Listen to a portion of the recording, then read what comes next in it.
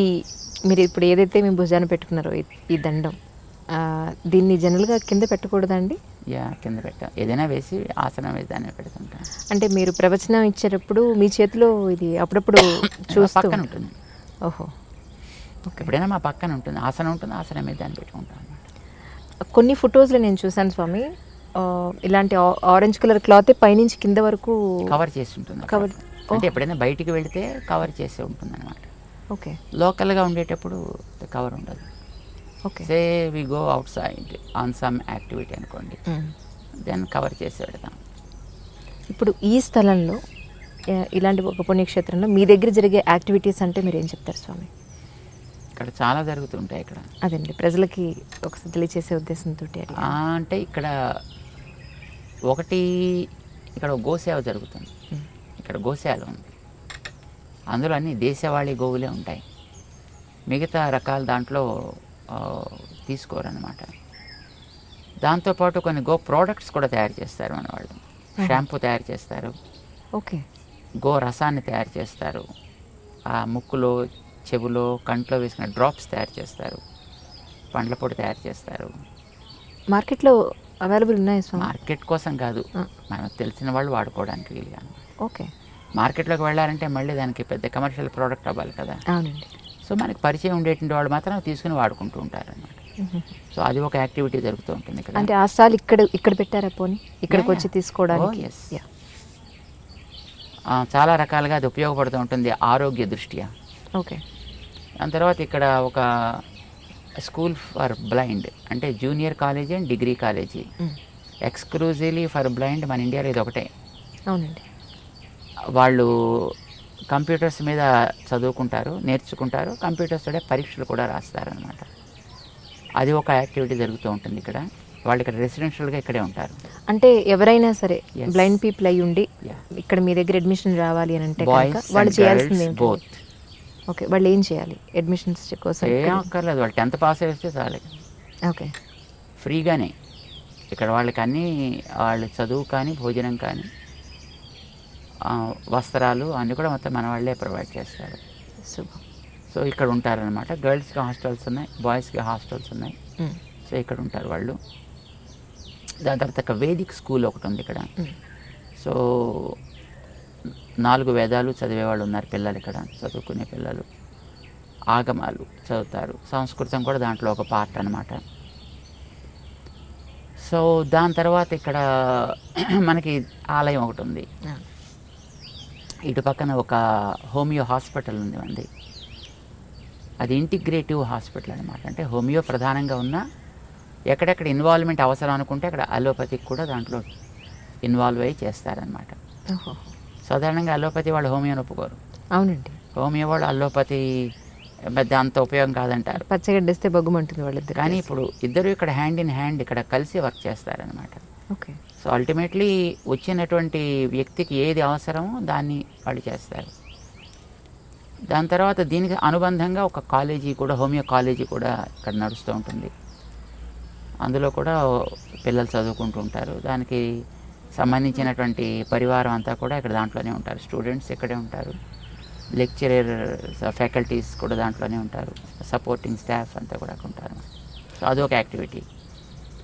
మా దగ్గర ఇక్కడ వికాస తరంగిణి అనే ఒక ఆర్గనైజేషన్ ఉంది. ఇందాక మీకు చెప్పాం కదా, ఉమెన్ హెల్త్ కేర్ అని. ఇలాగ దీంతో పాటు ఇంకా అనేక రకాల కార్యక్రమాలు జరుగుతుంటాయి ఇక్కడ, సేవా కార్యక్రమాలు అన్నమాట. ఆ కార్యక్రమం నిర్వహించేటువంటి ఆర్గనైజేషన్ పేరు వికాస్ తరంగిణి అంట. ఇప్పుడు 92లో మేము స్టార్ట్ చేసాం. అది ఇప్పుడు దానికి శాఖలు మనకి అన్ని ప్రాంతాల్లోనూ ఉన్నాయి. అక్కడెక్కడ వాళ్ళు కొన్ని సామాజిక సేవా కార్యక్రమాలు అవి చేస్తుంటారు. ఆ కార్యక్రమాన్ని నడిపించేటటువంటి కార్యాలయం కూడా ఇక్కడ ఉంటుందన్నమాట. ఒక పత్రిక నడుస్తూ ఉంటుంది ఇక్కడ, భక్తి నివేదన అనే పేరుతోటి, తెలుగులో మాసపత్రిక అనమాట. మా ఆచార్యులైనటువంటి మా పెద్దజీయర్ స్వామివారు అంటారు, 1947లో ప్రారంభం చేశారు, ఏప్రిల్లో.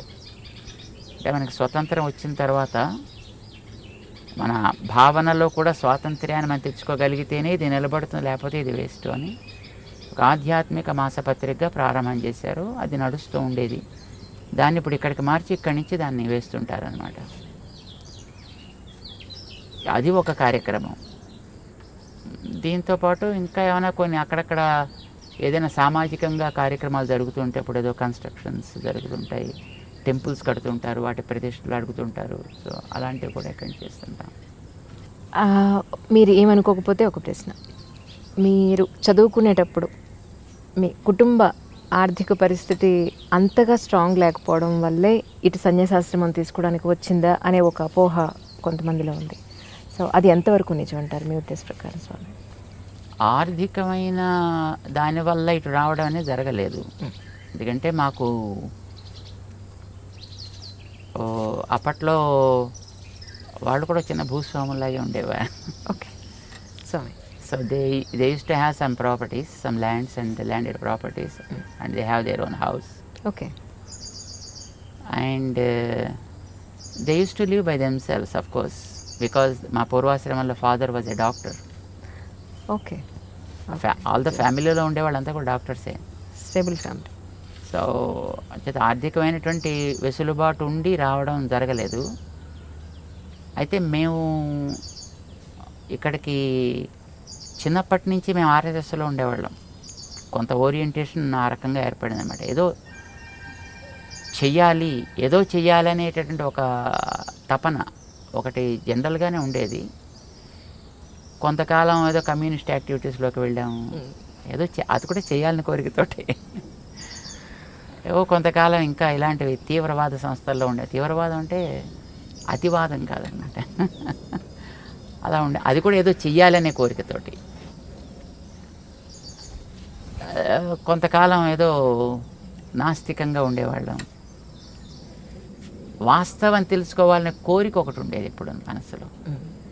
ఆ వాస్తవం తెలుసుకోవడానికి ప్రశ్న వేస్తా అనుకోండి ఎవరినైనా, సమాధానం చెప్పి మనని తృప్తిపరచగలిగితే will be all right. Suppose మనతో మాట్లాడిన వాళ్ళు మనని తృప్తిపరచలేకపోయారు అనుకోండి, సమాధానం చెప్పలేకపోయారు అనుకోండి, నేను అనుకుందే కరెక్ట్ అని అనిపించి దాంట్లో మనం మరింత మొండివాళ్ళం అయిపోతాం. కామన్ స్థితి అదే కదా. ఇప్పుడు మీ పిల్లవాడు మిమ్మల్ని క్వశ్చన్ వేసాడు అనుకోండి, మీరు దాని సమాధానం చెప్పలేము. మీరు ఎందుకు బొట్టు పెట్టుకుంటున్నావమ్మా అని అడిగారు అనుకోండి, you can't reply.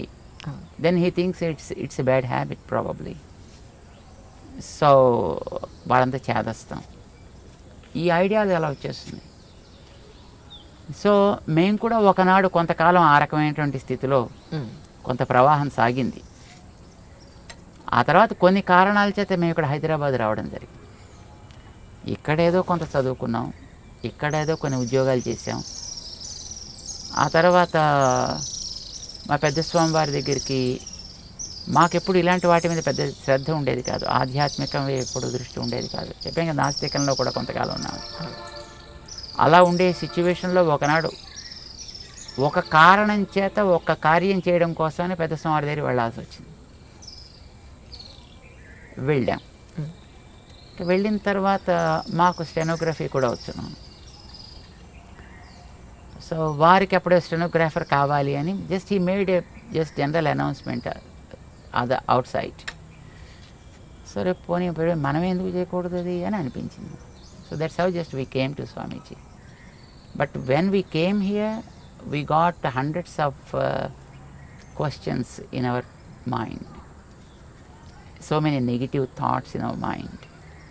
But once we came to Swamiji, we never asked Swamiji for clarification. Kani in course of time, because we used to take care of the office activities basically. Type చేయడం, వారైనా అప్పట్లో temples renovation అని ఒక committee ఉండేది వారు. So ఆ committee తరఫున ఏదైనా కార్యక్రమాలు జరిగేటప్పుడు ఏదైనా నోట్స్ తీసుకోవడం, పంపించడం, లెటర్స్ పంపించడం, సర్క్యులర్స్ పంపించడం, ఇలాంటి కార్యక్రమాలు చేస్తుండేవాళ్ళం. ఆ సందర్భంలో వారితో పాటే తిరుగుతుండేవాళ్ళం. ఆ తిరిగే సందర్భంలో వారు మాట్లాడే మాటల వల్ల వాటి వల్ల though we are not very keen in listening to discourses also, కానీ బట్ దట్స్ హౌ స్లోలీ అప్పుడు మనసులో ఉండేటటువంటి భావాల్లో ఒక పరిపాకం కలిగింది, ఒక పక్వత ఏర్పడింది. కొంతకాలం అయిన తర్వాత మళ్ళీ వారే పంపించారు, చదువుకోవడం కోసం పంపించారు. సో మా గోపాలాచార్య స్వామి వారిని ఇంకో గురువు గారు ఉండేవారు, వారి దగ్గరికి మమ్మల్ని పంపించారు. వీరికి కావాల్సిన చదువు చెప్పండి. Then we gone through the gurukulam process. ఇప్పుడు చదువుకోవడానికి వేదాంత విద్య చదువుకోవడానికి వెళ్ళి ఇంకా చదువుకున్నాక వారి అనుగ్రహం చేత ఏదో కొద్దిగా ఆధ్యాత్మిక కార్యక్రమాలు చెయ్యాలి, ఇవి అవసరము అనేటటువంటి భావన వచ్చింది. That was what was continuing.